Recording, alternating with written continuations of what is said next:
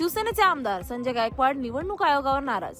काल निवडणूक आयोगाने घेतलेल्या निर्णयावर शिवसेनेचे आमदार संजय गायकवाडांनी नाराजी व्यक्त केली आहे। निवडणूक जाहीर झाली, मात्र अपेक्षा होती ही दुबार नावं काढली जातील, मग निवडणुका घोषित होतील असं आम्हाला वाटलं होतं।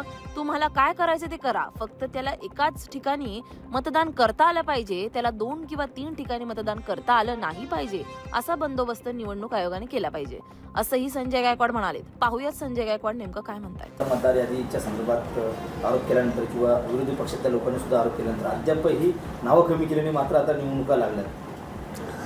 तेच नाही आता की निवडणुका जाहीर झाल्या, आम्हाला अपेक्षित होतं की 14-15 तारखेपर्यंत ही नावं काढली जातील आणि मग निवडणुका घोषित होतील, परंतु ही नावं न काढताच आता त्यांनी घोषणा केली आणि या 2-3 दिवसामध्ये आता कशी यादी अंतिम यादी एवढी नावं एकट्याच शहरात माझ्या 8,000 नावं आहेत, हे प्रूफ आहे। आम्ही 6 महिने बसून ही नावं शोधली आणि मग टाईप केली। आता एवढी जर डबल नावं याच्यामध्ये म्हणजे 8,000च्या अगेन्स्टमध्ये 4,000 नावं बोगस एकाच शहरामध्ये। निवडणुका जिंकतं किती मताने माणूस?